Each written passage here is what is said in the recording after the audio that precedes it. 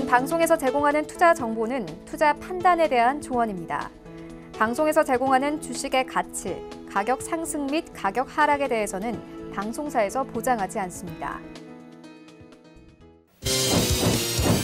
네, 오늘의 헤드라인 뉴스입니다. 문재인 대통령이 삼성전자 화성 반도체 사업장을 방문했습니다.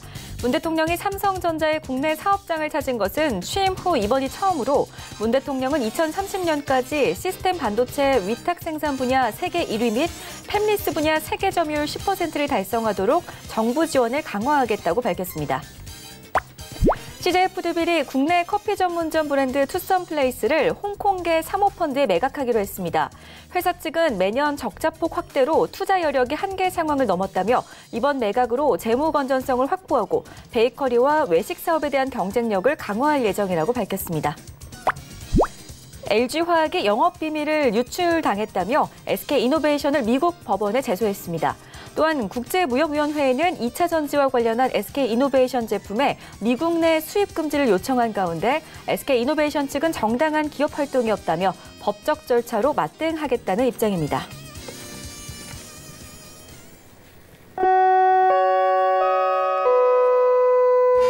네, 안녕하세요. 평택촌놈의 정석투자 오늘 함께할 김민재입니다. 오늘 4월의 마지막 거래일이었습니다. 4월 시장. 코스피 시장은 하락으로 그리고 코스닥 시장은 상승으로 마무리를 짓는 하루였습니다. 기관 매수세가 코스닥 시장에만 들어와주는 모습이었고요. 오늘 시장에서도 역시나 1분기 실적 결과에 따라서 주가들의 희비가 엇갈리는 모습을 보여주는 하루였습니다. 자, 이제 5월 시장은 과연 어떤 전략을 세워나가야 할지 많은 시청자분들께서 궁금해하고 계실 것 같은데요. 오늘도 저희 평택촌놈의 정석투자와 함께 하시면서 투자 전략 정확하게 세워가는 시간 돼보시기를 바라겠습니다. 자, 그럼 일단 오늘 시장 상황부터 다시 한번 좀 정리를 해보도록 할 텐데요. 오늘의 시세 함께 보시겠습니다. 자, 코스피 시장부터 살펴보겠습니다. 오늘장 하락세가 나왔는데요. 0.58% 하락하면서 2203.59포인트의 거래를 마쳤습니다. 자, 코스피 시장 투자 주체별 매매 동향 살펴보겠습니다. 오늘 시장에서는 기관만이 팔자세를 보여주는 하루였습니다. 573억 원어치 매도하는 모습이었습니다. 자, 코스피 시가총액 상위 종목 흐름 살펴보도록 하겠습니다. 삼성전자와 SK하이닉스가 오늘장에서 하락세로 장을 마쳤습니다. 삼성전자는 약보합권에서 SK하이닉스는 1% 넘게 하락하면서 다시금 8만 원 선을 이탈을 했는데요. 다음 종목들도 살펴보겠습니다. 자, LG화학과 현대모비스, 삼성바이오로직스, 포스코까지 모두 다 하락세를 이어가는 모습이었습니다. 포스코 같은 경우에는 0.78%, 삼성바이오로직스 같은 경우에는 오늘도 2% 넘게 하락세를 보여주는 모습이었습니다. 다음으로는 코스닥 시장도 살펴보도록 하겠습니다. 자, 코스닥 지수 오늘은요 0.55% 상승으로 극적인 상승으로 올라주는 모습이었습니다. 754.74포인트에 마감이 됐고요. 코스닥 수급 주체별 매매 동향 함께 살펴보겠습니다. 자, 오늘 시장에서는 기관만이 코스닥 시장에서 매수세를 유입하는 모습이었습니다. 321억 원어치 사들였고요. 코스닥 시장 역시나 시가총액 상위 종목 흐름 살펴보시겠습니다. 자, 셀트리온 헬스케어만이 오늘은 일단은 하락세가 눈에 띄는 모습입니다. 1.18% 빠지면서 75,600원 선에 마감이 됐고요. 포스코 케미칼 같은 경우에는 3% 넘게 강한 모습을 보여줬습니다. 자, 다음 종목들도 한번 확인을 해보시죠. 일단은 메디톡스 그리고 셀트리온 제약 같은 경우에는 내렸는데요. HLB와 스튜디오 드래곤, 펄어비스는 강한 모습을 보여주는 하루였습니다. 자, 이렇게 오늘 시장 마감 상황 살펴봤고요. 오늘 학과장 정황 대표님이 아니라 또 봉추 선생님과 함께하는 시간 갖도록 하겠습니다. 봉추 선생, 이강민 전문가와 함께 1시간 동안 할 건데요. 오늘 시장에 대한 전체적인 분석과 관심 종목까지 알아보는 시간 가져보겠습니다. 일단 인사부터 좀 나눠보겠습니다. 선생님 안녕하세요. 네, 안녕하세요. 네, 반갑습니다. 일단은 우리 봉추 선생, 이강민 전문가님께서도 오늘 시장을 어떻게 보셨는지 간단하게 한 말씀 부탁드리겠습니다. 네, 오늘 장은 상당히 좀 등락의 폭이 컸었죠. 그래서 불안한 흐름을 좀 노출한 그런 장이 아닌가 생각을 합니다. 사실 어제만 하더라도 굉장히 강한 흐름을 보이면서 기대감을 갖게 했었는데요. 오늘은 상당히 약했어요. 그런 것들이 어떤 어제 흐름에 의한 후유증이 아닌가 그렇게 생각을 하고요. 오늘 흐름이 전반적으로 매우 약했다 그렇게 평가를 할 수가 있겠고요. 반면에 코스닥 시장 같은 경우에는 강한 반등이 나왔었죠. 코스피가 버티면은 코스닥이 좋은 흐름을 보일 수 있는 건 당연한 흐름입니다. 어쨌든 코스피의 추세적인 어떤 흐름이 나오기 전까지는 코스닥 같은 경우에는 적당히 움직임이 나오지 않을까 생각을 하고요. 역시 그 오늘 장에 대해서는 잠시 후에 조금 더 자세히 살피면서 어떤 그 흐름에 대해서 자세한 설명을 드리도록 하겠습니다. 네, 그럼 지금 바로 시황 분석론 시간으로 이어가도록 하겠습니다. 시장이 계속해서 지금 장중에도 등락을 거듭하는 모습을 보여주고 있기 때문에 투자자분들께서도 많이 혼란스러운 시장을 겪고 계실 것 같은데요. 우리 봉추 선생님께서 시장에 대해서 자세하게 좀 분석 좀 도와주실까요? 네, 먼저 등락 결과를 말씀드리도록 하겠습니다. 코스피 같은 경우에는 하락 음봉 마감을 했습니다. 장중에 고점에서 29포인트 정도 하락을 했다가 또 저점에서 25포인트 정도 반등이 나오면서 강한 반등세를 보였어요. 그래서 장중에 등락의 폭이 상당히 컸었죠. 상당히 조금 혼란스러운 그런 장이 아니었나 생각을 하고요. 이런 모습은 역시 어떤 그 대형주의 흐름 이런 것들의 영향을 받았다. 그렇게 보시면 될 것 같습니다. 그리고 미국 시장이 어제 강한 반등세를 보였었죠. S&P 500과 나스닥이 역사상 최고점을 다시 돌파를 했습니다. 그런 흐름에 비하면은 상당히 약했다 그렇게 볼 수가 있습니다. 이런 모습은 어제 어떤 그 과매수에 의한 후유증이 아닌가 생각을 하고요. 그런 모습이 충분히 반영이 됐다 그렇게 볼 수가 있겠습니다. 반면에 코스닥 같은 경우에는 상승 양봉 마감했습니다. 역시 좋은 흐름을 보였다 그렇게 볼 수가 있겠죠. 코스닥 같은 경우에는 코스피 지수가 적당히 버티는 흐름 그리고 조금 강한 흐름을 보이면은 강한 상승세를 유지를 할 수가 있습니다. 그래서 코스피를 기준으로 보면서 코스닥은 적당히 대응을 해도 된다는 생각이고요. 코스닥은 오늘 종목의 흐름도 괜찮았었죠. 전반적으로 좋은 모습이 보였는데요. 이런 것들은 어떤 그 대형주의 흐름의 차이에서 나온 게 아닌가 생각을 합니다. 코스피는 대형주가 약한 흐름을 보였었고요. 그리고 코스닥은 역시 대형주들이 강한 흐름을 보이면서 이런 흐름을 보였다. 그렇게 결론적으로 말씀을 드릴 수가 있을 것 같습니다. 자, 등락의 원인을 보면은 코스피 같은 경우에는 역시 수급이 좋지 못했어요. 오늘은 외국인들의 특히 선물 매도가 강하게 나왔었죠. 어제 같은 경우에는 외국인들이 선물 매수를 장중에 7,600 계약 이상 매수를 했었습니다. 그래서 장중 흐름으로는 상당히 그 강한 매수였었죠. 그러면서 선물 지수가 장중에 5포인트 이상 반등이 나왔었죠. 상당히 강한 흐름이었습니다. 반면에 오늘은 장중에 외국인들이 11,135계약 이상 매도를 했습니다. 그래서 어제와 오늘은 온탕과 냉탕을 왔다 갔다 하는 그런 굉장히 그 극과 극의 모습을 보여줬는데요. 어쨌든 그런 모습으로 인해서 지수의 흐름이 그렇게 강하게 나오기는 어려운 흐름이었습니다. 그래서 그런 모습들이 지수의 어떤 흐름을 만들었다. 그렇게 보면 될 것 같고요. 그리고 대형주 흐름이 지수의 흐름을 만든 모습입니다. 장중의 흐름을 보면은 초반에는 대형주가 상당히 약했어요. 삼성전자를 비롯한 대형주들의 흐름이 상당히 약한 흐름이었었는데 장 중반 이후에 삼성전자가 반등을 하면서 전반적으로 대형주들의 흐름이 좋은 모습으로 바뀌면서 상승이 나왔습니다. 그 흐름에서 역시 어떤 역할을 했던 게 중국 시장이라고 볼 수가 있겠는데요. 중국 시장이 반등세가 강하게 나오기 때문에 한국 시장도 조금 더 강한 반등이 나올 수 있었다고 봅니다. 오늘 외국인들의 선물 매도가 8,000계약이 넘었어요. 결과적으로 그렇게 했는데 그럼에도 불구하고 지수가 강하게 반등했다는 것은 다른 쪽에서 반등이 나올 때 원인이 있었다는 것이죠. 그 부분이 바로 삼성전자의 어떤 역할이었다고 볼 수가 있겠고요. 대형주의 흐름 그리고 또 중국 시장의 흐름 이렇게 볼 수가 있겠습니다. 자, 코스닥 같은 경우에는 뭐 수급이나 이런 거에는 특별한 어떤 흐름은 없었습니다. 그런데 코스피가 반등을 하다 보니까 따라서 강하게 반등을 했습니다. 그러면서 좋은 흐름이 나왔는데요. 대형주들이 강했습니다. 특히 제약업종이 강했기 때문에 코스닥의 시가총액 상위 종목들이 제약이 많고요. 그리고 제약이 시가총액 비중이 워낙 큽니다. 그렇기 때문에 제약이 강하게 반등이 나온다고 하면은 충분히 지수가 반등을 할 수가 있겠죠. 그런 모습들이 전반적으로 시장에 어우러진 모습이다. 그렇게 볼 수가 있겠습니다.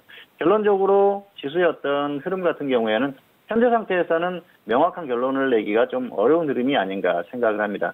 현재 상태에서는 조금 더 상황을 지켜봐야 되는 그런 흐름인데요. 최근의 전반적인 흐름, 수급의 어떤 트렌드 이런 것들의 변화를 보면은 그렇게 긍정적이지만은 않다 그렇게 볼 수가 있겠습니다.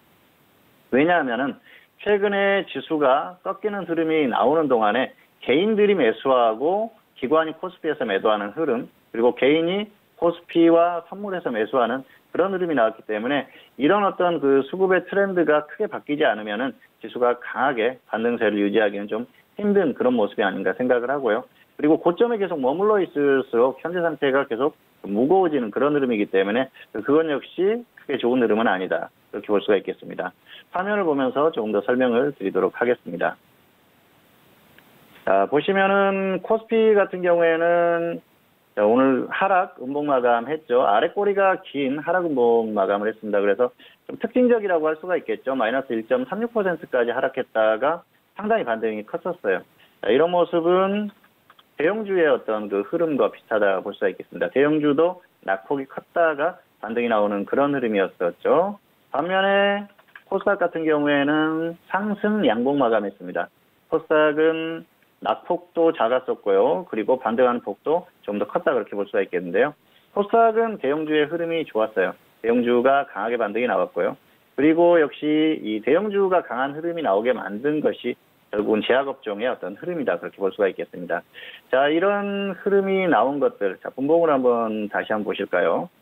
코스피 같은 경우에는 자, 분봉을 보시면은 초반에 굉장히 약했습니다.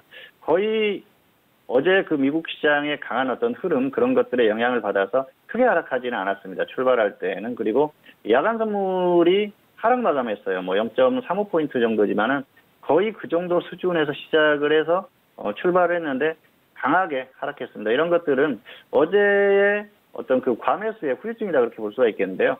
어제 같은 경우에는 상대적으로 어떤 수급이나 이런 것들에 비해서 좀 과도한 상승이 나왔다고 볼 수가 있겠습니다. 현재 최근까지 어떤 시장의 어떤 그 흐름과는 좀 맞지 않는 그런 흐름이라고 볼 수가 있겠는데요. 그래서 오늘 그거에 대한 어떤 후유증이 나왔다고 볼 수가 있겠습니다. 그래서 어제는 과매수, 오늘은 약간 과매도가 나왔다고 보시면 될 것 같은데요. 초반에 과매도가 나오다 보니까 이후에 반등이 조금 더 강한 흐름이 나오기도 했습니다. 결과적으로는 10시 50분 이후에 강한 흐름이 나왔는데요. 특징적이라고 하면은 코스피와 선물의 어떤 흐름이 거의 비슷하다는 겁니다. 선물의 저점도 10시 53분, 그리고 코스피의 저점도 10시 53분입니다. 결과적으로는 거의 비슷한 흐름을 보였다고 할 수 있겠는데요. 이런 흐름을 만든 게 삼성전자의 흐름이라고 볼 수가 있겠어요. 삼성전자는 10시 반에 저점을 기록했지만 10시 50분 정도에 거의 저점을 다시 기록하고 이후에 강하게 반등이 나왔어요. 그러면서 흐름을 주도를 했었는데요. 중국 시장을 보시면은 이해가 좀 가실 겁니다. 중국 시장이 한국 시장보다 1시간이 늦죠. 9시 후반대에서부터 반등을 시작합니다. 그런 흐름이 이런 어떤 그 지수가 반등하는데 도움을 줬다 그렇게 보시면 될 것 같고요. 자, 수급의 흐름을 한번 보시도록 하실게요. 외국인들의 선물 매도가 오늘 강하게 났습니다. 초반에는 강하게 났는데요. 선물의 저점이 수급의 저점이 11시 24분이죠. 그렇다고 하면은 최소한 지수가 강하게 반등이 나오기에는 좀 어려운 흐름입니다. 최소한 선물 같은 경우에는 그럴 가능성이 높은데요. 그럼에도 불구하고 지수 같은 경우에는 강한 그 이전에 탄력이 나왔다는 것이죠. 그렇게 봤을 때는 지수의 어떤 흐름을 만든 것이 다른 쪽에서 원인을 찾을 수가 있다는 것입니다. 그래서 그런 부분이 바로 삼성전자의 흐름 그리고 대형주의 흐름이라는 것이죠. 결국은 어떤 그 삼성전자가 지수를 끌고 가는 그런 흐름이 나왔고 그걸 도와준 게 중국 시장 그리고 선물로 영향을 받았다 이렇게 보시면 될 것 같습니다. 그래서 오늘은 전반적인 이런 그 어떤 삼박자가 맞아떨어지면서 지수가 반등이 강하게 나왔는데요.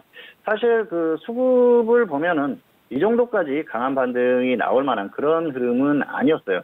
자, 코스피 같은 경우에는 기관의 매도 금액이 외국인보다 크죠. 그리고 선물 같은 경우에는 외국인의 매도 금액이 훨씬 컸어요. 그래서 이런 그 흐름을 봤을 때는 지수가 이 정도로 강하게 반등이 나오기는 어려웠는데 오늘 어떤 그 결과를 놓고 봤을 때는 역시 오늘이 월말이었었죠. 그래서 어제와 오늘 이틀에 걸쳐서 윈도우 드레싱이 나왔다. 그렇게 보시면 될 것 같습니다. 그래서 월말에 나올 것이 이틀에 걸쳐서 나온 그런 흐름이라고 보시면 될 것 같고요. 어떤 뭐 특별한 이유가 있어서 시장이 아주 강하게 갈 만한 그런 흐름은 아니었다는 것이죠. 그런 부분을 좀 이해를 하시면 될 것 같고요. 자, 그리고 최근에 어떤 수급의 트렌드를 한번 보시면 좋을 것 같은데요. 자, 보시면은 개인이 코스피에서 계속해서 매수를 하는 그런 흐름이었었죠. 그리고 선물에서도 매수를 하는 그런 흐름이에요. 자, 외국인의 수급을 보실까요? 외국인들은 코스피에서 특별한 흐름이 없습니다. 적당히 매수 매도 뭐 이 정도 하는 흐름이고요. 선물 같은 경우에는 매도하는 그런 흐름이 나오고 있어요. 자, 기관의 수급을 보실까요?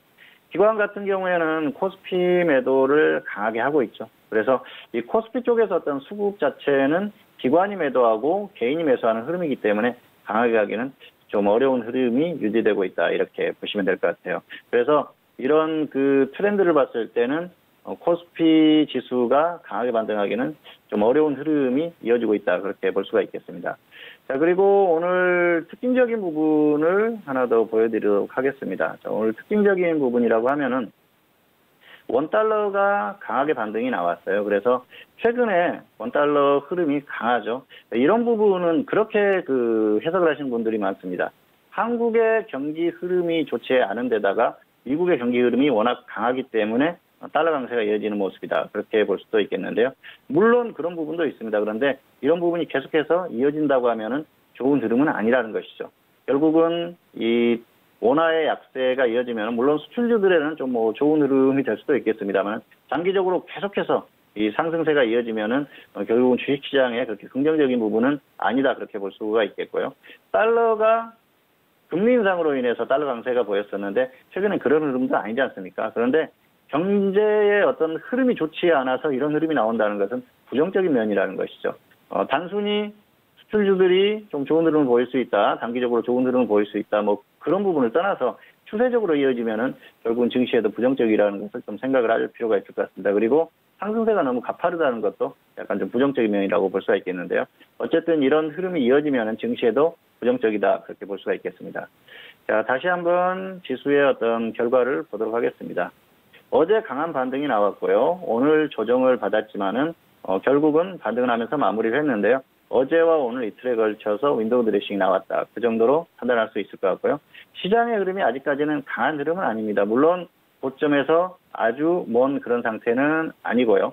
자, 그리고 2200선을 지키면서 마감을 했지만은 좀 불안한 흐름이죠. 장중에 낙폭이 상당히 컸어요. 사실 정상적인 어떤 그 흐름이다. 그리고 강한 흐름을 이어간다고 하면은 오늘 낙폭이 이렇게 강하게 나오기는 어렵습니다. 사실 어제 상승한 그런 부분을 거의 반납하는 그 정도 하락이 나왔다가 가까스로 대형주를 가지고 반등을 시키면서 지수를 어느 정도 방어하는 그 정도 흐름이었거든요. 현재 상태로는 역시 어떤 그 정도의 흐름이다 그렇게 볼 수가 있겠고요. 수급의 트렌드를 보면은 역시 강한 흐름은 조금 나오기가 어려운 흐름이 아닌가 그렇게 결론을 내릴 수가 있을 것 같습니다. 그래서 현재까지는 시장에 대한 어떤 그 확정적인 결론을 내지 마시고요. 조금 더 살필 필요가 있습니다. 그래서 지수가 2200선을 다시 이탈하는 흐름이 나온다고 하면은 조금 보수적인 생각으로 접근할 필요가 있을 것 같고요. 2200선 위에서 어느 정도 움직임이 나온다고 하면은 단기적으로 뭐 종목 매매를 충분히 한다거나 이런 것들은 충분히 가능하다는 것이죠. 어쨌든 한국 시장의 흐름은 여전히 약한 흐름입니다. 자, 해외 차트를 한번 보여드릴게요. 자, 미국 시장을 보시면은 역사상 최고점을 돌파를 했죠. 나스닥도 마찬가지입니다. 그리고 중국 시장도 그동안 강한 흐름을 보였다가 꺾이는 흐름이 나오고 있어요. 최근에 중국 시장의 영향을 많이 받는 그런 흐름을 감안했을 때는 이런 것들도 좋지 않는다는 것이죠. 결과적으로는 해외 시장보다 훨씬 약한 흐름을 보이고 있기 때문에 한국 시장이 미국 시장이 계속 상승한다거나 아니면 중국 시장이 다시 상승한다고 하더라도 고점을 뚫고 엄청난 강세를 보이기에는 어려운 흐름이라는 것입니다. 그리고 현재 상태에서 어떤 그 횡보 장세가 길어지거나 아니면 조금 하락하는 흐름이 나온다고 하면은 역시 굉장히 무거운 흐름이 되지 않을까. 현재로서는 그 정도의 결론을 내릴 수가 있을 것 같습니다.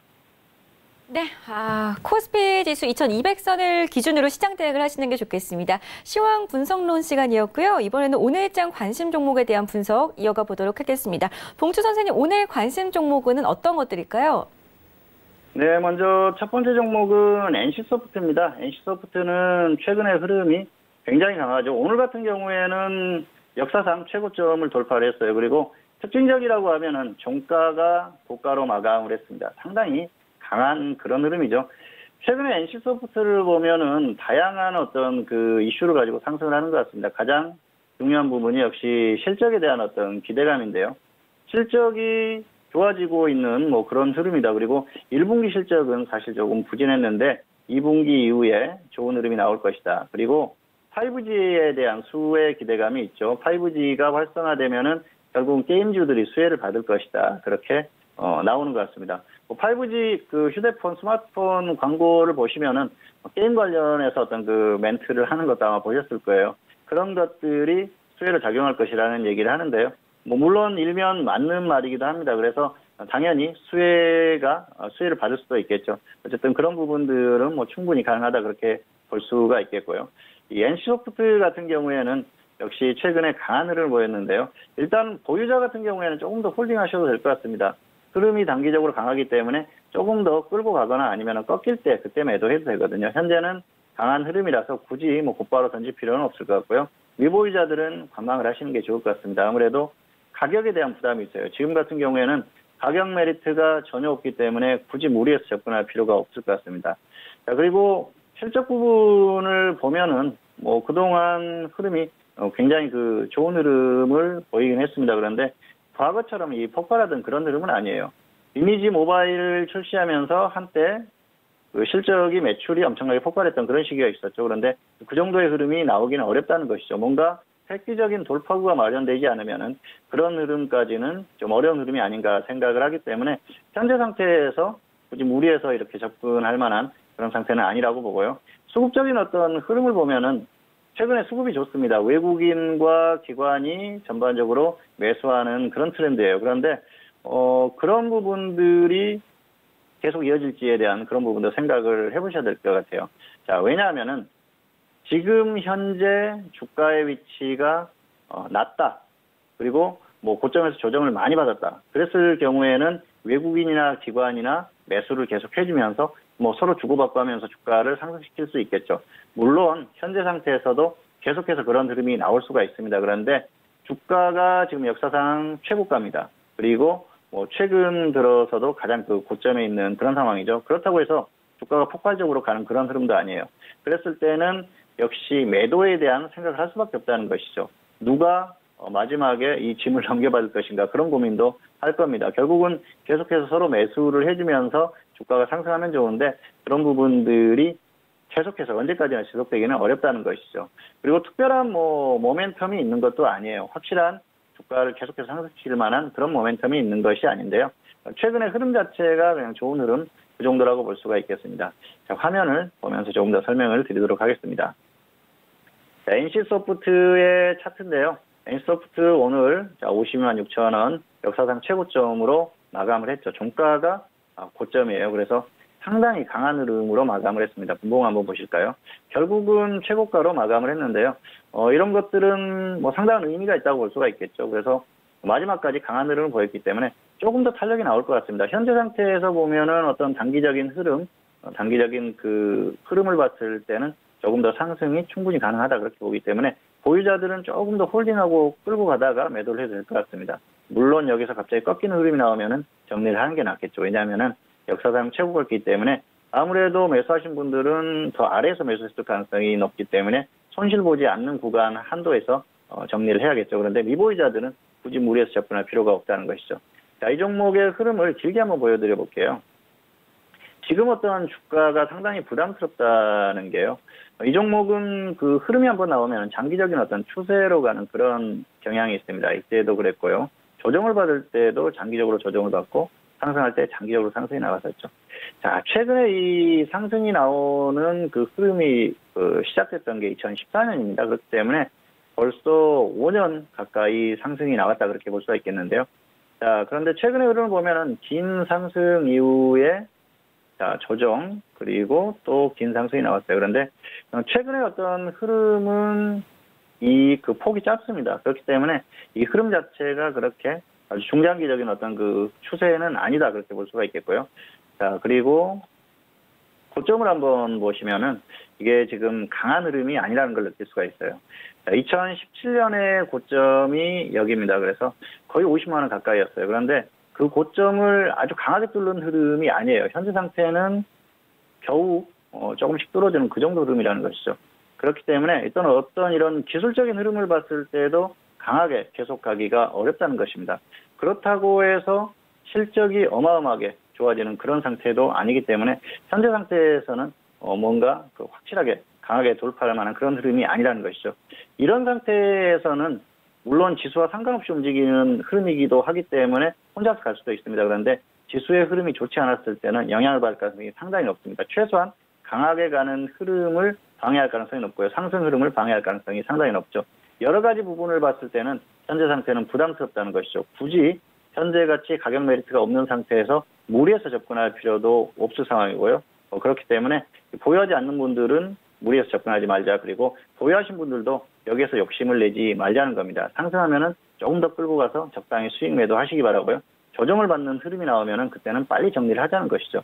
역사상 최고점에서 꺾이게 되면은 어디까지 꺾일지 저점을 알 수가 없는 그런 상황이 올 수도 있습니다. 그리고 장기간 상승을 했던 종목들이 한번 제대로 꺾이기 시작하면은 장기간 하락하는 그런 경우도 있기 때문에 미련을 갖지 말자는 것이죠. 그래서 지금은 짧게 대응하는 게 맞겠다. 이 정도로 설명을 마치도록 하겠습니다. 네. 자, 두 번째 관심 종목은 현대바이오입니다. 현대바이오 같은 경우에는 최근에 52주 최고가로 마감을 했어요. 오늘 같은 경우에 상한가 마감을 했었죠. 흐름이 굉장히 좋습니다.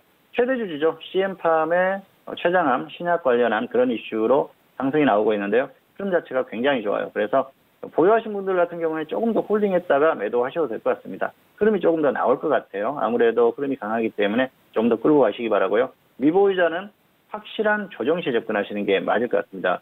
여기에서 무리하게 대충 접근했다가는 낭패를 볼 수도 있기 때문에 확실한 조정 시에 접근하시기 바랍니다. 최근에 종목들의 어떤 그 트렌드가 가는 종목은 눌림목이나 조정을 주지 않고 계속 가버리는 그런 경향이 있어요. 그런데 한번 꺾이면은 심하다 싶을 정도로 조정을 받는 경우가 많습니다. 그렇기 때문에 제대로 조정을 받았을 경우에는 좀 심하다 싶을 만큼 강한 조정을 받는 경우가 흔하다. 그래서 이런 종목 같은 경우에는 강한 제대로 된 조정을 기다리자는 것이죠. 어쨌든 그렇게 대응하시기 바라고요. 차트 잠깐 보시도록 하겠습니다. 자, 현대바이오의 차트인데요. 오늘 상한가 마감했죠. 굉장히 강한 흐름입니다. 역시 최근에 췌장암 관련한 신약 관련한 이슈로 가는데요. 바이오의 어떤 전형적인 흐름이 아닌가 생각을 해요. 그리고 최근에 종목의 흐름이 그렇습니다. 이렇게 상승이 나오고 나서 보통은 조정 눌림목을 주고 다시 상승하는 경우가 많았는데요.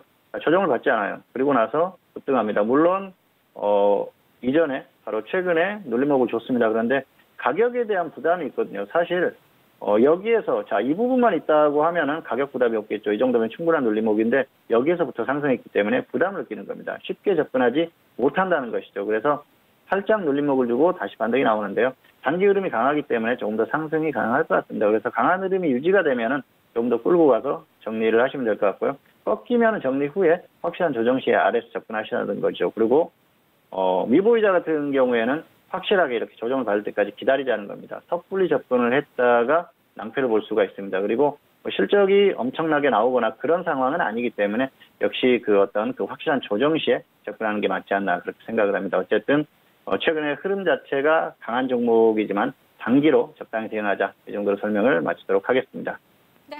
오늘장 관심 종목 NC소프트 그리고 현대바이오입니다. NC소프트 같은 경우에는 보유자는 홀딩 후 매도 그리고 미보유자는 관망 의견 주셨고요. 현대바이오 같은 경우에는 오늘장에서 상한가를 기록했기 때문에 보유자는 홀딩 후 매도, 미보유자는 확실한 조정 시에 단기 접근하는 전략으로 의견을 주셨으니까요. 참고하시면 되겠습니다.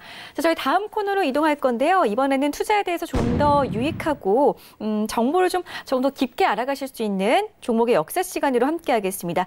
봉투 선생님, 네. 오늘 어떤 종목에 대해서 저희가 공부를 좀 해볼 수가 있을까요? 네, 오늘은 셀트리온을 가지고 와봤습니다. 셀트리온 같은 경우에는 사실 설명이 크게 필요 없는 그런 기업이죠.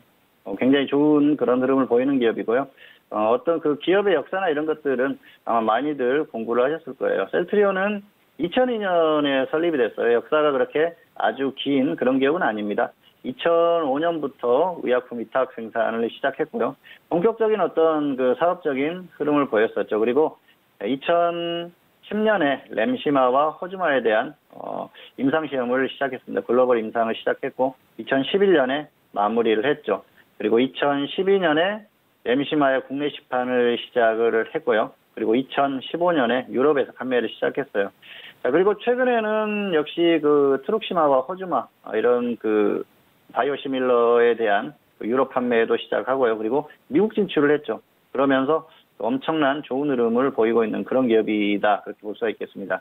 바이오시밀러에 특화된 그런 기업이고요. 역시 그리고 신약 개발도 하고 있지만 신약 쪽에서는 아직까지 뭐 확실한 흐름은 나오지 않는 그런 상태라고 볼 수가 있겠습니다.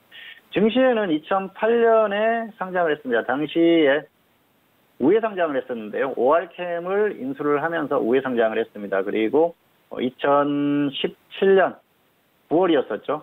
코스피 이전을 결정을 했고요. 2018년 2월에 코스피로 이전 상장을 했습니다. 그러면서 엄청난 그런 흐름을 보였었는데요. 당시에 어떤 그 주가의 흐름은 굉장히 폭발적이었어요. 이 종목 같은 경우에는 역시 그 최근에 주가에 대한 그 예측, 고점에 대한 예측의 실패와 성공 이런 부분에 대해서 말씀을 드리고자 하는데요. 셀트리온의 기업 자체적으로는 흐름이 굉장히 좋죠. 실적이나 이런 부분들은 굉장히 좋지 않습니까? 작년에 조금 주춤하긴 했습니다만 2017년 같은 경우에는 5천억이 넘는 영업이익을 기록할 만큼 굉장히 좋은 기업입니다. 그리고 그 국내 기업에서는 바이오시밀러 쪽에서 어떤 선도하는 그런 기업이고 향후의 흐름도 상당히 긍정적으로 보인다. 그렇게 볼 수가 있겠습니다. 어쨌든 좋은 기업인데요. 자, 주가가 폭발했던 흐름, 2010년대 어떤 그 초중반 이후에 좋은 흐름을 유지를 했었고요. 최근에 굉장히 좋은 흐름을 보였었죠. 2017년 5월 이후에 엄청난 흐름을 보였었는데요. 당시에 주가가 상승했던 원인은 역시 코스피 이전에 대한 어떤 그런 기대감이었어요. 그리고 당시 종목 상담이라든지 이런 것들을 통해서 상담을 많이 했었는데요. 당시 어떤 그 주가가 더 이상 상승하기는 좀 어려운 흐름이 아닌가. 그렇게 많이 언급을 해드렸었습니다. 그래서 당시 그 어떤 그 폭발적인 흐름을 정확하게 예측하지 못했었던 좀 아쉬운 부분이 있는데요. 당시 주가가 더 이상 가기 힘들다고 예측했었던 그 이유가 있습니다. 당시에는 셀트리온 같은 경우에는 좀 고평가되어 있는 그런 상태였어요. 뭐 물론 그 10만 원대의 어떤 흐름이었지만 당시 평택촌농 기술투자 적정 주가로 보면 28,000원 정도 그 정도 선이었습니다. 그렇기 때문에 고평가되어 있는 그런 상태였었고요. 당시 지수에 대해서 더 이상 크게 상승하기 어렵다 그렇게 판단을 했었죠. 그리고 또 어떤 그 바이오가 더 이상 가기 힘든 게 아닌가 생각을 했었는데 결국은 코스피가 폭발하면서 코스닥도 더 가고 또 제약바이오도 상당히 강한 흐름을 보이면서 더 좋은 흐름을 보였었죠. 그리고 이 상승하는 동안에 역시 그 코스피 이전 결정 그 이후에 강한 흐름이 나왔었는데요. 그런 것들이 모멘텀이 돼서 갔다. 그리고 외국인들의 어떤 수급이 굉장히 좋았습니다. 외국인들이 매수를 해주는 흐름이었는데 사실 당시에는 외국인들이 더 이상 매수하기 힘든 흐름이 아닌가 생각을 했었는데 그 부분에 대한 판단 미스를 했던 것이죠. 그리고 결국은 그런 것들 주가가 상승하는 동안 상당히 고민을 많이 했습니다. 왜 이 종목을 외국인들이 매수를 하는 것일까? 과연 그 어떤 그 메리트가 있는 것일까? 계속 매수가 들어올 것인가? 그런 부분에 대한 고민을 했었고요. 2018년 초에 고점을 기록하고 하락하는 동안 그리고 이제 고점에 다가섰을 때 당시에 이런 그 언급을 말씀을 드렸습니다. 방송을 통해서도 말씀을 드렸었고요. 그리고 뭐 샘플러스 무료 방송을 통해서도 말씀을 드렸었는데요. 이제 셀트리온 같은 경우에는 외국인들의 수급 트렌드가 지속적으로 매도를 할 것이다. 그러면서 주가가 추세적으로 하락할 것이다. 그렇게 전망을 했었는데 결과적으로 그 부분은 또 맞았습니다. 그래서 현재까지는 어느 정도 맞는 흐름이 유지되고 있기 때문에 셀트리온에 대한 어떤 그 예측은 틀리기도 했었고 맞기도 했었는데 상당히 아쉬움이 남는 그런 종목이다 말씀을 드리겠습니다. 화면을 보면서 좀 더 설명을 드리도록 하겠습니다. 자, 셀트리온의 최근 흐름 조금 반등이 나오고 있죠. 자, 길게 한번 보실게요. 이 종목을 투자자들이 관심을 굉장히 많이 가졌던 것들은 물론 2015년 이전에 어떤 그 흐름에서도 관심을 많이 가졌어요. 그런데 역시 최근에 관심을 많이 가졌었죠. 2017년. 당시에 여기에서 방금 말씀을 드렸었지만은 주가가 더 이상 상승하기 어렵겠다 그렇게 판단을 했습니다. 당시의 주가를 보면은 10만 원대 수준이죠. 여기에서는 더 이상 크게 가기 어려운 게 아닌가. 외국인들의 어떤 그 매수세가 기관이나 매수세가 들어오기 힘든 게 아닌가 그렇게 생각을 했습니다. 최소한 외국인들은 매수하기가 힘들겠다 생각을 했었죠. 그런데 주가가 반등을 했었죠. 코스피 이전에 대한 어떤 그 기대감들이 있었고요. 9월에 코스피 이전이 결정이 되면서 강한 흐름이 나왔었죠. 그러면서 15만 원을 넘어가면서부터는 이때는 더 이상 주가에 대한 어떤 판단하기 힘들다 그런 말씀을 드렸었습니다. 그래서 상승하면 조금 더 끌고 가시고 하락하면은 정리를 하자 그런 말씀을 드렸었는데요. 이때는 주가의 흐름을 예측하기가 힘든 그런 구간이다. 그렇게 당시 말씀을 드렸던 기억이 나고요. 그리고 이후에 이 부분이죠. 주가가 거의 고점에 다다랐었던 이 정도 부분입니다. 30만 원대가 넘어가면서는 이제는 가더라도 더 이상 크게 가기는 힘들다. 여기서는 이제부터는 외국인들의 어떤 수급이 지속적으로 매도를 할 것이다. 그러면서 주가가 추세적으로 하락할 것이다. 그런 얘기를 했습니다. 그 부분에 대한 것은 이 주가가 추세적으로 상승하는 단기에 강하게 상승하는 이 동안의 외국인들의 수급을 분석을 했습니다. 그래서 이 매수가 들어온 외국인들은 반드시 매도를 할 수밖에 없다는 판단을 했습니다. 그리고 그게 추세적으로 이어질 가능성이 높고 주가도 역시 하락할 가능성이 높다고 판단을 했다는 것이죠. 역시 어떤 예측이 틀렸지만은 지속적으로 관찰을 하면서 종목의 향후 흐름에 대한 그 예측을 했었고 그 부분은 맞았던 그런 상황이다 그렇게 볼 수가 있겠는데요.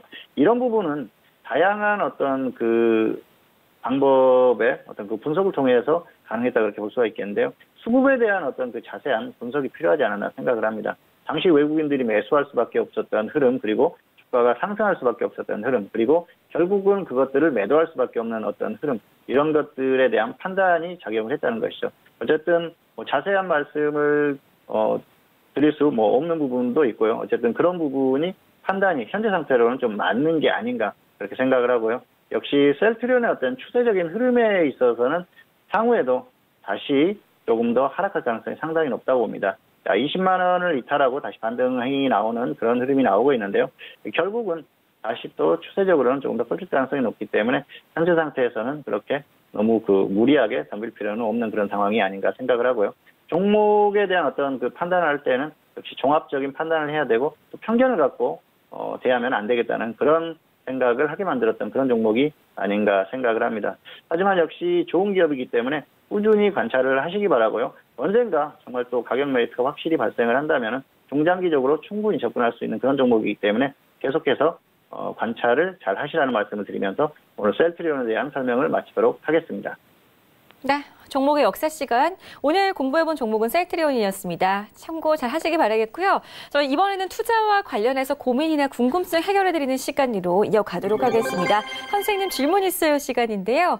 샵 0082번으로 궁금한 종목들 매수가 비중 함께 적으셔가지고 문자로 보내주시면 저희가 바로바로 풀어드리고 있으니까요. 많은 참여해보시기를 바라겠습니다. 첫 번째 종목부터 저희가 바로 봐드리도록 하겠습니다. 제이콘텐트리 접수가 되어 있고요. 휴대전화 뒷번호 6978님의 종목 보겠습니다. 제이콘텐트리 매수가 5,950원, 비중 30% 보유하셨고요. 상담 꼭 부탁드립니다. 라고 하셨습니다. 오늘 종가를 보면 5,640원, 2% 가까이 오르면서 마감이 됐습니다. 약간은 지금 손실을 보고 계시는데요. 봉추 선생님 어떻게 보고 계신가요? 일단 학점은 D고요. 본전 근처 매도하시거나 손절 마이너스 15% 이렇게 대응하시기 바랍니다. 상당히 오랫동안 고생을 하셨어요. 그래서 본전 근처에 왔기 때문에 너무 큰 욕심 부리지 마십시오. 지금 마이너스 6% 정도? 그 정도밖에 그 차이가 안 납니다. 그래서 본전 근처 오면은 적당히 정리를 하시는 게 좋을 것 같아요. 어쨌든 매수 이후에 상당히 고생을 하셨는데, 좀 다행이다 그렇게 볼 수가 있겠고요. 최근의 흐름은 괜찮습니다. 엔터주로 움직이는 그런 상황인데요. 지금 어떤 반등을 이용해서 본전에 정리를 하시는 게 좋을 것 같습니다. 차트 잠깐 보시겠습니다. 5,950원에 매수하셨는데요. 자, 5,950원 표시를 한번 해볼까요? 한참 전에 매수하셨어요. 매수는 괜찮았습니다. 그런데 이 정도면 매수할 만하죠. 고점에서 조정을 충분히 받았으니까. 자, 그런데 기준이 없어요. 마이너스 31% 하락할 때까지 그냥 홀딩입니다. 그리고 반등이 나와도 계속 홀딩하고 계시는데요. 어쨌든 기준 없이 대응하는 건 상당히 좋지 않다는 것이죠. 10월에 매수해서 벌써 6개월 이상 고생을 했지 않습니까? 이렇게 오랫동안 본전을 찾지 못하고 그리고 낙폭이 컸던 종목이 본전까지 왔을 때는 일단 정리를 하는 게 좋습니다. 단기적으로는 지수가 버티고 코스닥이 또 반등이 나오니까 반등이 적당히 나오는 것 같아요. 그런데 여기서 지수가 갑자기 또 꺾이면 종목은 확 꺾일 수도 있어요. 그래서 그런 부분까지 고민을 해야 될 것 같고요. 너무 무리하지 말자는 것이죠. 지금 이 종목은 이제 본전이니까 상승할 때까지 기다려야지 이런 자세보다는 저점에서 반등폭이 벌써 30% 이상 반등이 나왔다. 이렇게 생각하시는 게 마음이 편하다는 겁니다. 어쨌든 손실이 컸다가 본전 근처에 왔기 때문에 본전 근처에서 적당히 매도를 하시거나 아니면 갑자기 급락하면 마이너스 15%에 정리한 후에 향후의 흐름을 봐서 다시 한번 접근하시는 게 좋을 것 같습니다.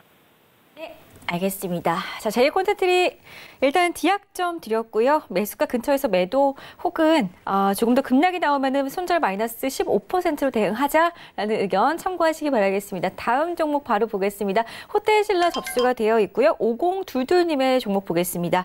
97,000원 비중 40% 어떻게 해야 될까요? 라고 하셨는데요. 오늘 종가부터 확인을 해보겠습니다. 자, 오늘 3% 가까이 올랐습니다. 11만 5천 원에 마감이 됐는데요. 지금 약간 수익을 보고 계시네요. 봉수 선생님. 네, 학점은 D고요. 매도 후에 조정 시에 재매수를 고민을 해보시기 바랍니다. 매수가 그렇게 좋은 건 아니었어요. 매수는 따라잡은 흐름입니다. 그런데 운이 좋았다 볼 수가 있겠습니다. 흐름이 워낙 강했어요. 최근에 흐름이 나오는 건 다양한 이슈가 있었죠.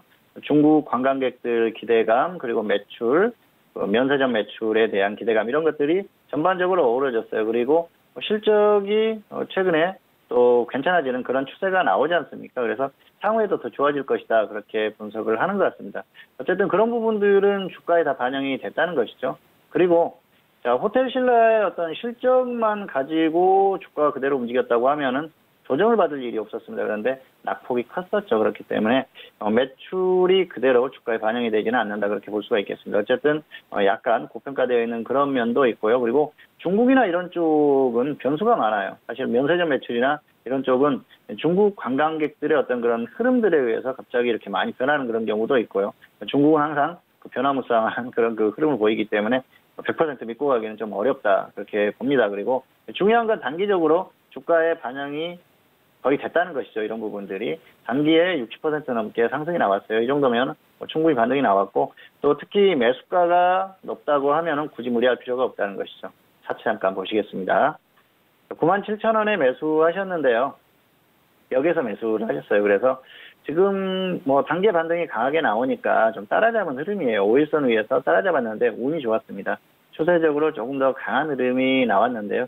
이런 부분들은 앞에서 말씀드렸듯이 뭐 매출에 대한 기대감 그런 것들이 다 반영이 됐다는 것이죠. 그리고 호텔신라의 실적이 작년에 굉장히 좋아졌었죠. 그런데 올해 뭐 작년만큼 엄청나게 폭발하기는 좀 어려운 흐름입니다. 그렇다고 봤을 때는 고점을 뚫고 계속 상승하기는 어려운 흐름이라는 것이죠.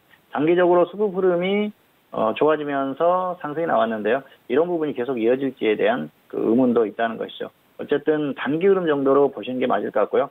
자, 지수가 반등하는 구간에서 어떤 그 이슈를 이용해서 강하게 반등시키는 그 정도 흐름입니다. 여기에서는 크게 욕심 부릴 필요가 없습니다. 그리고 역시 매수가가 그렇게 좋지 않을 때는 짧게 대응하는 게 정석입니다. 짧게 대응하고 조정을 확실하게 받으면 그때 다시 한번 접근하시고, 그렇지 않았을 때는 관망하면은 그만이라는 것이죠. 어쨌든 매수가 대비해서는 좋은 결과가 나왔기 때문에 일단 매도 후에 확실한 조정 시에 다시 한번 접근을 하시는 게 좋을 것 같습니다. 네, 호텔신라 학점은 D학점 드렸고요. 매도 후에 조정 시에 재매수를 고려해보자라는 의견이었습니다. 수익 조금이라도 보실 때 잘 챙겨두시고 다시 한번 접근을 해보시기 바라겠습니다. 다음 종목 볼 건데요. MI텍 보겠습니다. 5100님이 문자 주셨고요. 매수가는 6,680원, 비중은 10% 담고 계십니다. 오늘 종가 한번 확인해보죠. 오늘 6,510원에 거래가 마감이 됐습니다. 4% 넘게 강하게 오른 모습인데요. 매수가까지 회복이 가능해 보이는데요. 봉주 선생님. 네, 학점은 C고요. 손절 마이너스 10%, 수익은 플러스 15% 이 정도 보시면 될 것 같습니다. 자, 매수가가 그렇게 아주 낮은 건 아닌데요. 단기 흐름이 괜찮아요. 그리고 이슈로 가는 종목이니까 여기에서 손절가 오지 않으면은 반등이 다시 한번 나올 가능성이 있습니다. 그리고 단기 흐름이 워낙 또 강하게 나왔던 종목이기 때문에 반등이 나왔을 때는 조금 더 끌고 가 보시는 것도 괜찮을 것 같습니다. 차트 잠깐 보시겠습니다. 6,680원에 매수를 하셨죠. 여기에서 매수를 하신 거예요. 지금 보시면은 이 정도예요. 그래서 21선 이탈하는 흐름, 뭐 그 정도 적당히 뭐 눌림목이라고 할 수 있는 구간에서 매수를 했죠. 가격 메리트가 그렇게 아주 특출난 건 아닙니다. 확실한 가격 메리트가 있는 구간에서 매수를 하는 건 아닌데 적당히 매수를 했어요. 다만 매수가 자체가 고점에서 그렇게 멀지 않기 때문에 하락하면 손절가는 지키시기 바랍니다. 마이너스 10% 손절 후에 조정을 확실히 받았을 때, 다만 10% 손절하고 더 하락하면은 그때는 낙폭이 커질 수가 있으니까 저점을 확인하시기 바랍니다. 어설프게 접근하기보다는 확실한 조정을 받았을 때 저점을 확인하고 접근을 하시는 게 맞을 것 같고요. 최소한 횡보하는 흐름이 나왔을 때 접근을 하자는 것이죠. 그리고 반등이 나오면은 최근에 흐름 자체가 굉장히 강했습니다. 텐트 관련한 업체예요. 어떤 그런 그 이슈를 가지고 움직이고 있습니다. 최근에 이낙연 총리의 어떤 그런 그 발언 이런 것들로 움직임이 있기 때문에 한 번 정도 반등이 나온다면 강한 반등이 가능하기 때문에 15% 정도 짧게 수익은 보자는 것이죠. 다만 저점에서 벌써 반등한 폭이 상당히 큽니다. 그래서 너무 크게 욕심을 부리기보다는 단기로 짧게 대응하는 게 맞을 것 같습니다. 그래서 손절 마이너스 10%, 수익 15%이 정도만 보시는 게 좋을 것 같습니다. 네, MI텍 학점은 C학점 드렸고요. 손절 마이너스 10%, 수익 플러스 15%로 대응해보자라는 의견이었습니다. 다음 종목 빅텍인데요. 휴대전화 뒷번호 1363님의 종목입니다. 매수가 3,260원 그리고 비중은 30% 담으셨는데 언제 매도해야 될까요? 라고 하셨어요. 봉주 선생님. 네, 학점은 C고요. 손절 마이너스 10% 후에 재매수하시거나 반등하면 본전의 절반 매도하십시오. 그리고 매도하고 나서 상승하면 수익은 20% 이상 보시고요. 하락하면은 2,950원에 한번 추가를 하세요. 그래서 평균가 대비해서 손절 마이너스 10%, 수익은 플러스 20% 이상 이렇게 보시기 바랍니다. 자, 이 종목은 상승하면은 급등할 수 있는 그런 종목이죠. 최근에 흐름 자체가 그랬었죠. 그렇기 때문에 그렇게 대응을 해보시기 바라고요. 다만 아쉬운 건 매수를 한 번에 30% 들어갔다는 겁니다. 어쨌든 분할 매수할 수 있는 그런 그 대비를 하셔야 되는데 그걸 못 하신 것 같아요. 그리고 가격 메리트가 고점에서 뭐 정말 그 크게 조정을 받았다고 하면은 한 번에 들어가셔도 되는데 여전히 그 약간 애매한 구간에서 매수를 하셨기 때문에 위험 관리도 좀 하는 게 좋을 것 같습니다. 차트 잠깐 보시겠습니다. 3,260원에 매수하셨죠. 그래서 지금 보시면은 가격이 이 정도예요. 자, 여기는 지금 눌림목입니다. 고점에서 조정을 받아서 눌림목 구간에 왔죠. 충분히 매수할 수 있는 가격인데요. 가격적으로 보면은 사실 가격 메리트가 그렇게 확실한 건 아니에요. 그리고 저점에서 보면은 반등폭이 큰 상태지 않습니까? 자, 이럴 때는 비중을 많이 한 번에 들어가면 안 됩니다. 그런데 지금 30%가 들어갔어요. 그래서 좀 아쉽다는 것이죠. 그냥 여기에서 빠지면 마이너스 10% 후에 더 조정을 받으면 아래에서 접근하세요. 한 번 정도 다시 또 강하게 움직일 가능성이 높은 종목입니다. 자, 그렇게 하시고요. 그리고 반등 나오면은 본전에 일단 절반은 매도하십시오. 그래서 상승하면은 그냥 20% 이상 상황 봐서 강하다 그러면 계속 좀 끌고 가시고요. 그리고 또 약하다 본전의 절반 매도가 되고 하락했다 그랬을 때는 2,950원에 한 번 더 추가를 하시다는 거죠. 그러면은 단가가 낮아지지 않습니까? 그럼에도 불구하고 하락했을 때는 손절 10% 후에 아래에서 다시 매수를 고민을 해보면 되는 거고요. 그리고 그냥 반등했을 때는 20% 이상 상황을 봐서 끌고 가자는 것이죠. 이 종목 같은 경우에는 북한과 연계된 어떤 흐름에 의해서 움직이지 않습니까? 최근에 북한과 흐름이 그렇게 아주 매끄럽지는 않은 상태이기 때문에 다시 한번 반등이 나올 가능성이 높습니다. 그럼에도 불구하고 반등이 나왔을 때는 적당한 위험 관리를 하기 위해서 절반은 매도하고 대응을 하자는 것이죠. 어쨌든 그렇게 잘 대응을 해보시기 바라고요. 손절 10%나 반등하면 본전 매도 후에 추가나 상승하면 수익 20% 이상 이 정도만 보시는 게 좋을 것 같습니다. 빅텍 C학점 드렸고요. 손절 마이너스 10% 후에 재매수 혹은 본전에서 절반 매도 후에 수익 20% 이상 대응 의견으로 다시 한번 정리를 해드리겠습니다. 자, 오늘 상담은 여기까지만 진행을 하도록 하겠고요. 저희 방송에서 제공해드리는 정보는 전문가들의 조언일 뿐 해당 주식의 가치와 수익률은 보장하지 않는다는 점 고지를 도와드리겠습니다. 자, 일단 봉수 선생님 내일 저희가 근로자의 날로 증시도 휴장인데요. 내일 모레 목요일부터 시작되는 우리 시장 전망 어떻게 보시는지 의견 나눠보겠습니다. 양시장 모두 상승으로 출발이 가능해 보일까요? 네, 목요일 같은 경우에는 아무래도 조정을 받을 가능성이 높다고 생각을 합니다. 현재 그 흐름은 역시 미국 시장의 어떤 그 결과에 의해서 시작이나 이런 움직임은 나오겠죠. 그런데 추세적인 흐름의 어떤 그런 포인트가 좀 바뀐 그런 상황이에요. 최근에 그 앞에서 설명을 드렸지만 수급의 흐름 자체가 바뀌었지 않습니까? 개인이 다시 매수하는 그런 흐름이기 때문에 이런 상태에서는 강한 흐름이 나오기가 어려워요. 그리고 그동안의 추세적인 흐름을 봤을 때는 역시 해외 증시의 흐름보다 현재 약한 흐름입니다. 어느 정도 따라갈 수는 있어도 그보다 더 강한 흐름이 나오기는 어렵고요. 그리고 최근 수급의 어떤 트렌드 이런 것들을 봤을 때는 역시 다시 조정을 받을 가능성이 상당히 높습니다. 다만 2200선 위에서 코스피가 버티는 흐름이 뭐 어떤 상황에서든지 나온다고 하면은 그랬을 때는 적당히 그냥 매매를 하는 게 충분히 가능하다 그렇게 보고 있습니다. 현재 상태로는 다시 최근 고점인 2250선을 돌파하는 그 정도 흐름까지는 나오기가 어렵다고 보고요. 반등이 나오더라도 작고 현재는 하락하면은 또 크기가 커질 수 있는 그런 구간이 아닌가 생각을 합니다. 그리고 단기적으로 봤을 때는 역시 고점 부분이지 않습니까? 그런 부분에 있어서 가격에 대한 부담이 있기 때문에 지금은 어느 정도 좀 보수적인 대응이 필요하지 않나 생각을 하고요. 흐름에 있어서는 역시 다시 조정을 받을 가능성이 크다. 현재로는 그렇게 보고 있습니다. 알겠습니다. 봉주 선생님과 함께 목요일장 전망 미리 해보는 시간 가져봤습니다. 저희 서울경제TV 홈페이지죠. www.cntv.co.kr로 입장하신다면 더욱더 많은 정보들 얻어가실 수가 있으니까요. 많은 참여해보시기를 바라겠습니다. 내일은 5월 1일 근로자의 날로 주식시장도 휴장인데요. 평택 촌놈의 정석투자는 하이라이트로 찾아뵌다고 하니까요. 많은 시청해주시기 바라겠습니다. 자, 오늘 도움 말씀 주신 봉주 선생하고는 여기서 인사 나누겠습니다. 오늘 말씀 고맙습니다. 감사합니다. 네, 저희는 목요일 밤 10시에 봉주 선생 이강민 전문가와 함께 다시 돌아오도록 하겠습니다. 고맙습니다.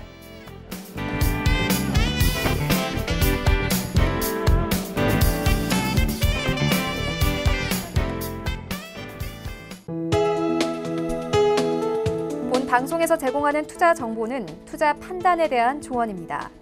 방송에서 제공하는 주식의 가치, 가격 상승 및 가격 하락에 대해서는 방송사에서 보장하지 않습니다.